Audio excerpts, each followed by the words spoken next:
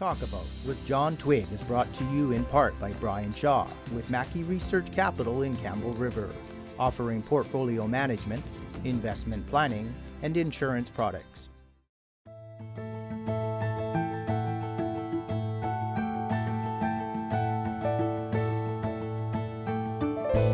Hi, welcome to Talk About here on Shaw TV North Island. My name is John Twig and I'm very pleased to have a very important guest today, John Horgan, who is the opposition leader and leader of the BC New Democratic Party.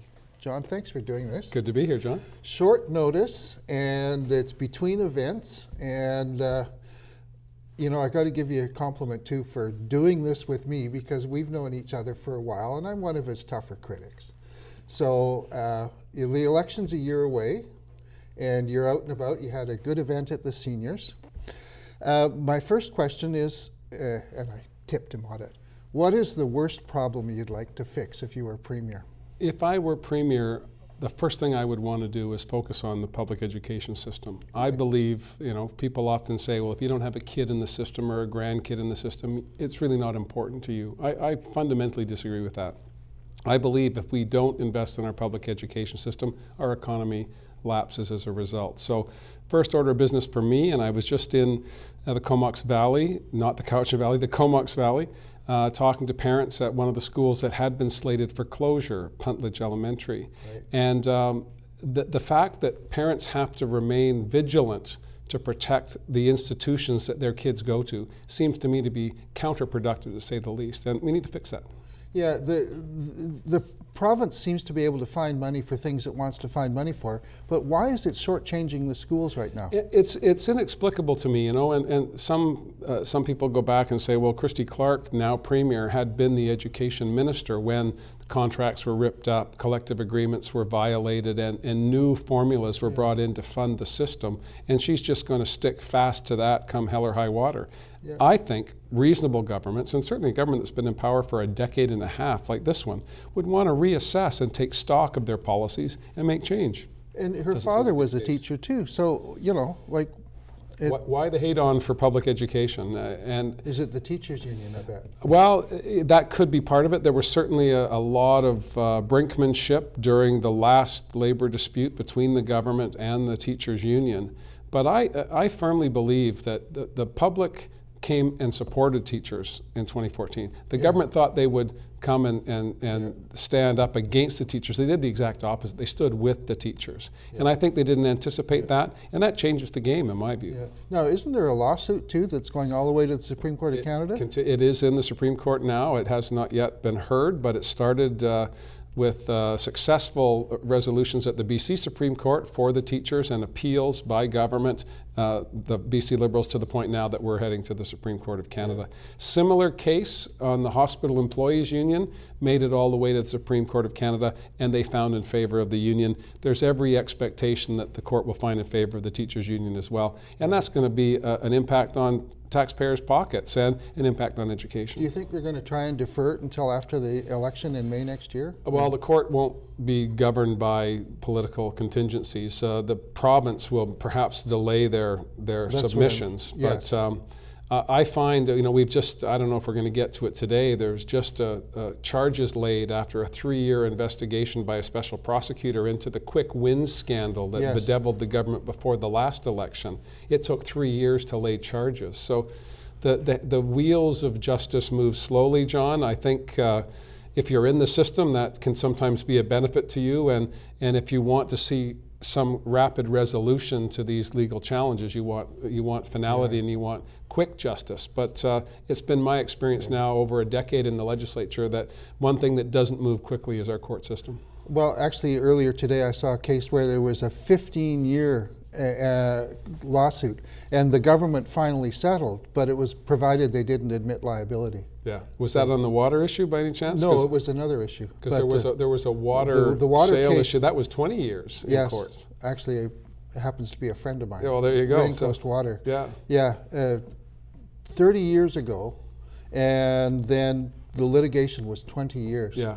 Now, and that spanned a couple of governments too. But for your viewers at home, when they think, not everybody accesses the justice system. I mean, only the unfortunates or those that are seeking fortune through litigation find their way into the system. For those of us who are just depending on it for quick justice and equal justice, quite often we're disappointed. Justice delayed is justice denied. And going back to the quick wins scandal and the special prosecutor. And the health prosecutors. There's a litany of scandal surrounding ethical challenges surrounding this government. And they don't seem to care about it. They've come to a conclusion that the head of the BC Liberal Party is up in front of charges in another jurisdiction for breach of trust in Ontario, in her previous job working for the premier of that province.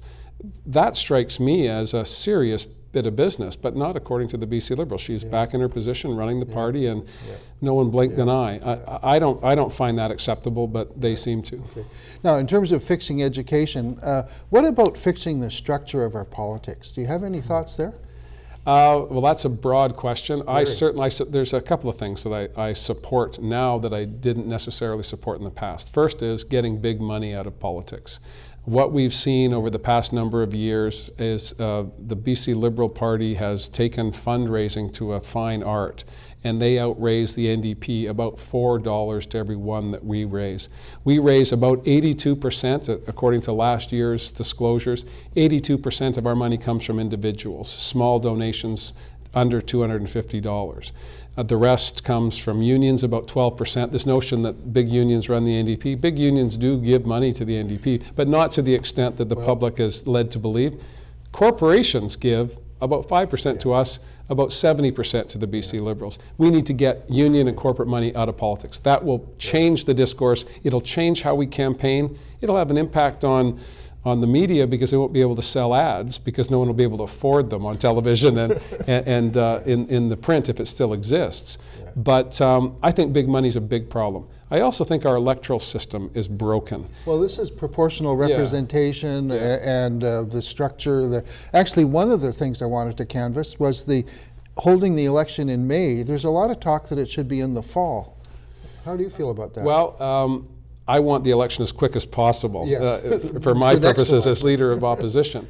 But I've talked to Vicky Huntington, the independent MLA, who has brought forward a couple of times, private members' legislation to move the fixed date from May to the fall. The benefit of that is that the books are closed on the year you've just come out of, and you've got 6 months of budget numbers to compare to what the government's really doing. As it is now, and it has been since 2001, well, let me go back to since 1996, every election in British Columbia has been in May, and every election has been preceded by the tabling of a budget that has not passed by the legislature, just tabled. And the books for the previous year have not yet closed because the public accounts, as you know, are not finished until the Auditor General looks over them sometime in June or July. So if we have an election in the fall, as they do in the United States and as the federal legislation requires, then we'll be able to say, okay, that last year's books are done, this year's books are half through. Are we being sold a bill of goods by the government, or are these numbers for real? That allows opposition parties to put forward platforms based on real numbers, not numbers created by the government, and it makes sure that the government's not pulling a fast one on the public. So it makes a lot of sense. Guesstimates that favor the incumbent. Exactly. Now, there's so many issues, but one of the big structural things that I've noticed in the last few years is ICBC and BC Hydro being converted from Crown service agencies into cash cows. Instant teller machines. And like these paying dividends they haven't earned yet. I don't know. Do you have thoughts on how to fix that? I have many thoughts on that, and as you know, before I became leader of the opposition, I was a long-time energy spokesperson for the. Well, thank you for that. But I spent a lot of time before I got into politics in the energy sector, so particularly around electricity and BC Hydro. So I have been just in despair at the state of our once proud Crown Corporation. And I would say the same about ICBC, but to a lesser degree. I'm just going to jump in. BC Hydro is very popular in Campbell River because they're doing a good job out there. But they're starting now on Site C. That's a big debate. Certainly the work that's happening at the John Hart facility here in Campbell River is well overdue. I mean, those were wooden penstocks that were decades old and in desperate need of repair. So good on BC Hydro to be doing that. There's also seismic questions about the potential for catastrophic failure of the dam system up throughout the river system and, north of here. Northwest of here. Like that line up into the Toodoggone that was heavily subsidized, the IPPs, we're buying power that was way above market prices. Absolutely. So there's a lot of stuff wrong inside BC Hydro. But let's go back to the instant teller machine first, and we'll move from there. The BC Liberals have been directing BC Hydro to provide a dividend even though they're not profitable currently. Yes. And the former Auditor General said that the creation of deferral accounts, which are now, they've gone from in the hundreds of thousands of dollars when the government came to power. There is merit in smoothing over increases based on when you need to bring new projects on stream. So deferral accounts are an appropriate tool for utilities unless they abuse them. And we went from hundreds of millions of dollars in deferred debt to billions, heading to $6 billion. So the Auditor General said that this leaves the impression of profitability where none exists. And that's a direct quote, and I've remembered it. I will remember it forever because it's so elegant. But the lenders are happy to lend because Hydro is... They're good for it because they can get it from you and me, the ratepayers. And what have we had? Before the last election, the BC Liberals said, we've wrestled BC Hydro to the ground. We're going to freeze rates that are not going to go up by more than 1% or maybe 2%. That was before the election. Right after the election, oh my goodness, look, we've made a mistake. Looks like we're going to have to raise rates by 28%. And that was just in the first 3 years. They're going to continue to rise right into the 2020s. So it's a cash cow. Why are the rates going up? You mentioned independent power production. The BC Liberals under Gordon Campbell directed Hydro to only get new sources of supply within the boundaries of British Columbia. Now, I could appreciate that if you were buying durable goods that were being created here and there was a benefit. But electrons are really small and they move throughout North America and can be generated at different times of the day at more or less than they can be here in BC. And because of our reservoir system, we are in a privileged position to use alternative energy sources like wind, solar, and cheap coal from Alberta. If need be, coal-fired power. In the wee hours of the morning, those plants have to run. Gas plants as well have to run 24/7. So we hold our water. We hold our water behind our dams. Sell it at a premium to Washington. Exactly, but we've lost that advantage now because we brought on all of this independent power, which is largely water-based. Almost 90% of the IPPs are run-of-river. And so when is that power most abundant? In the spring freshet. When we don't need it. When is power given away in the Pacific Northwest? During the freshet. So we encouraged a bunch of investment in hydro facilities that we do not need today and will not need in the foreseeable future.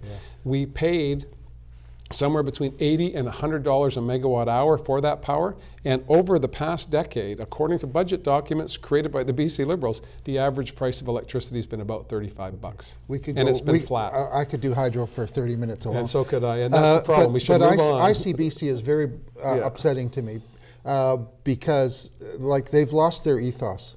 It was created way back. To protect consumers and keep costs down for consumers. Now, if you run into an accident, there's way too many examples where they're making the victims punished. No, I hear that all the time in my constituency office, and I know Claire Trevenna would hear. What can you do to fix it? Well, we need to have an adjustment in perspective at the board level at ICBC, and also, again, a perspective that they're not there to be a cash cow for government. If there is a surplus in any given year, obviously those dividends should come back either firstly to the provider or the people that are paying the premiums, the consumers, the auto plan purchasers, you and me. And if it's not going to go back to the users of the system as a dividend for good driving or where there's an opportunity for investment of surplus capital to create more wealth for the corporation, give it back to the government. But do not create this impression of profitability by gouging more from consumers so you can transfer that back to the government. I think one of the worst problems is like the payouts. They almost force you to hire a lawyer to deal with them fairly. And I don't know what we can do about that. Well, the trial lawyers have views on that, and the notion of no-fault insurance has come up several times in British Columbia and has been beaten back, and the debate continues. I think there are many in the legal system that have some great ideas about how to reform the delivery of our auto insurance in British Columbia. The government stopped listening to people. That comes with 15 years in power, and it's not just on ICBC, BC Hydro, BC Ferries. Here in a coastal community, ferry-dependent communities, people on Vancouver Island, 750,000 strong, have been saying to their government, this is part of the highway system. It always has been, and it should always remain so, but not so under the BC Liberals. We're constructing our highway system in Poland and Germany rather than here in British Columbia, creating jobs, creating wealth, creating new opportunities. Partly that's because the shipyards are already busy. Well, but here's what I would suggest to the Premier if she wanted to address the issue of oversubscribed shipyards. Give incentives for more shipyards to come on stream. Indeed. If we're giving away our natural, growing the economy, John. It's craziness, isn't it? But all of the energy that this government has put into liquefied natural gas at a time when the market has crashed for that commodity, you can't give it away in some jurisdictions. We have it in abundance, and we need to get it to higher price markets. I don't disagree with that. But all of that energy, every minister in government was given a letter by the Premier saying, focus, even the Minister of Children and Family Development was given a letter saying LNG is our highest priority. Why not shipbuilding? Why not, let's build our ferries here, let's incent entrepreneurs to take risk by guaranteeing construction of a certain size vessel over a period of time. You know full well, John, that the private sector will step up to the challenge if they know that they have an opportunity. They've never been given the opportunity. I'd like to do an RFP for a new crossing between Gabriola and YVR. Well, good luck with that. Now, I haven't touched health.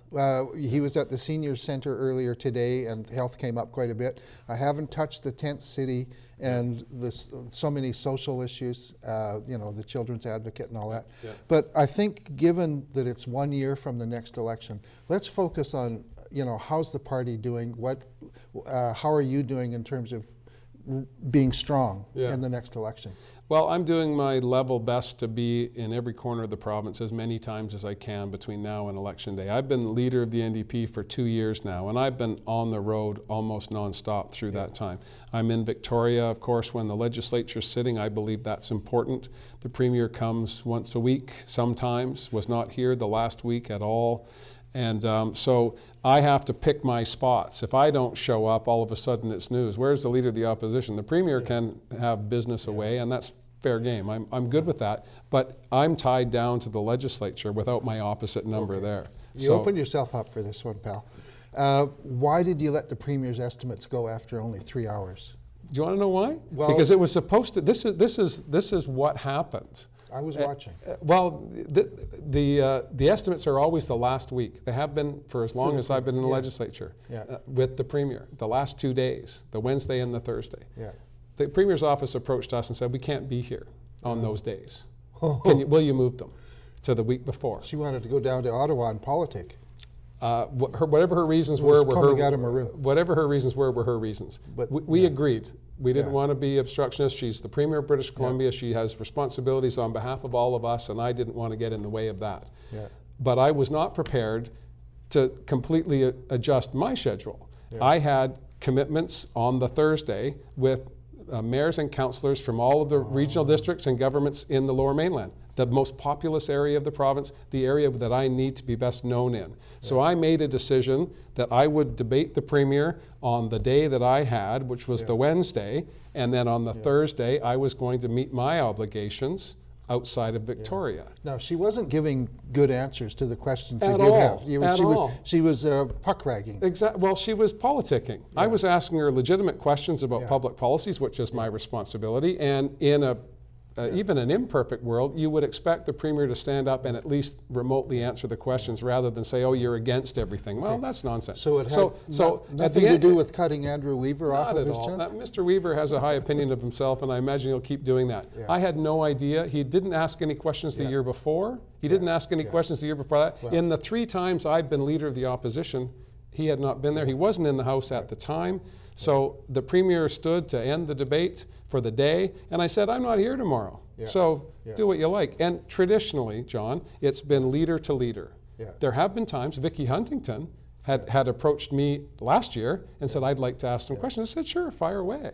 Mr. Weaver never approached me. Now, he claims he did approach the party or the caucus.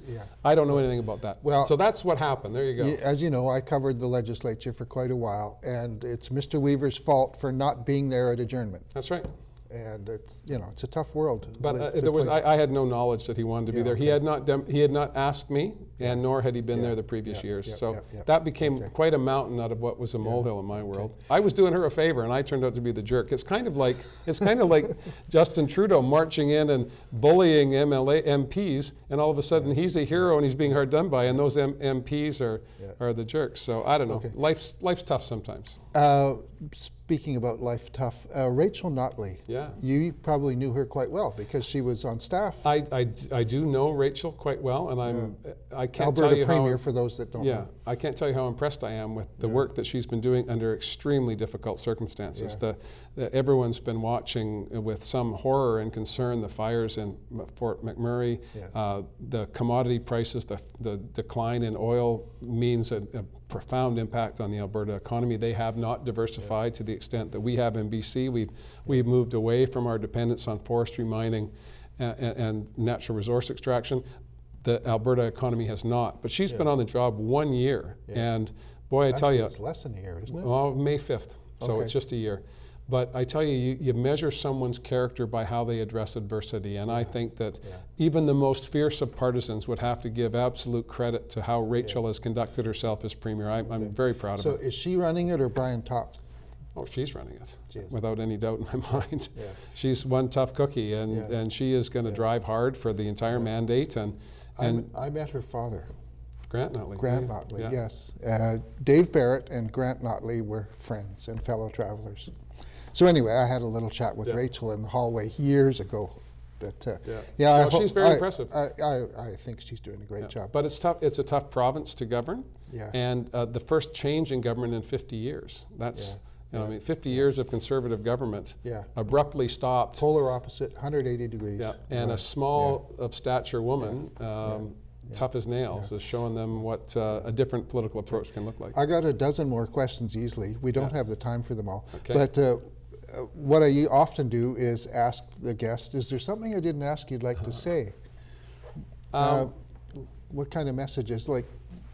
Well, I believe that I'm a born and raised British Columbian, as you know. I'm fiercely proud to be a Vancouver Islander. I believe that British Columbia can do so much better than we're doing right now. I believe that we've had the most corporate government in our history. I believe they're blinded to the needs of regular people. And I'm as regular a guy as you can find. I live in a modest house on a modest street in a modest community of Langford. And I've raised my kids there. They've gone off and they're on their way. My wife and I are doing our level best to contribute to the community. And I believe that BC can do better than we're doing under this government. And I'm going to try and run an election campaign, John, that focuses on those people. We've left behind those that we govern. We talked about how do we correct the system. Well, let's get in a government that is genuinely interested in correcting the system. We don't have one today. How are you going to grow the economy? Well, we're going to continue to focus on the areas that we're having success. Film, high tech, forestry, now on the rebound, facing, sadly, softwood lumber discussions with what will be a bizarre U.S. government, whatever comes of the next election. Donald Trump frightens the heck out of me, and if anyone thinks that he's got his act together, they're not paying attention. I'm very worried about what will come from the next election. I just watched last night in horror some of the attack ads that they're running on Hillary Clinton, and she hasn't even become the nominee yet for the Democrats. So it's going to be some of the nastiest campaigning we've ever seen. You might not have heard the news today, but at least as we're recording, but she's in trouble now for her emails. Oh, is she? Yeah, there's a new thing coming out, so I don't know So, about that. I like Bernie. Well, I'm a Bernie fan too, but I don't get a vote in the U.S. But I do know that whatever happens there is going to have an impact on our forest sector. Yeah. I was at Harmac down in Nanaimo just yesterday, visiting the employee-owned Harmac mill that has now hired back more people than they had when they were going to go down back in 2010, 2011. Yeah. So there's a success story on the forestry side. Yeah. And I think that forest health and aggressive silviculture will provide jobs in the interior, provide jobs here on the island, so that we will have a forest sector 10, 20, 30 years from now. These are, again, areas that have been ignored by the government. We got time to squeeze in Victoria sewage. Do you have a position on that? I have a septic field in front of my house, and although I am in the liquid management zone, there ain't going to be ever sewer pipes coming to my house. So I don't have a personal stake in it, but goodness me, let's get on with it. There's economic opportunity there. There's going to be $1 billion of expenditure is good news. Public dollars coming from Canada, not just from the ratepayers in the Capital Regional District. I can't believe that we're still talking about it. We're not doing it. Tent City, you got a solution for that in 1 minute? The federal government's now back in the housing game. I mentioned this today to the seniors. That's very good news. They've been absent for 20 years, and it was federal Liberals that got us out. It was Paul Martin and Jean Chrétien. So it's irony that the federal Liberals are bringing back some modest contribution from the federal government.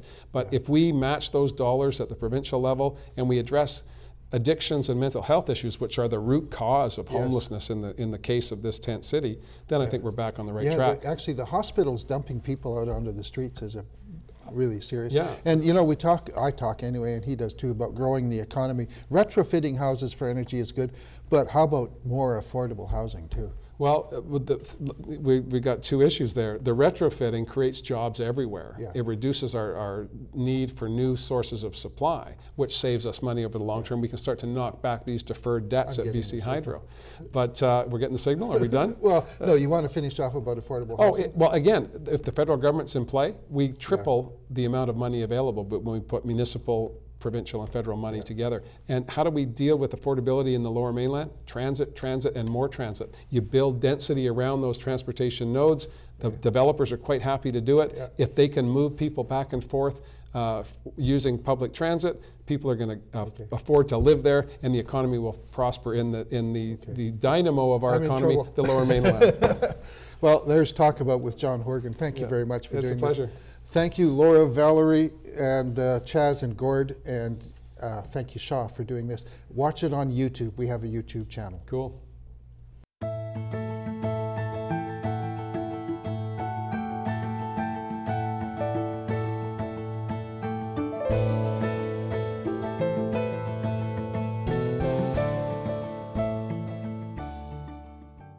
Talk About with John Twig is brought to you in part by Brian Shaw with Mackey Research Capital in Campbell River, offering portfolio management, investment planning, and insurance products.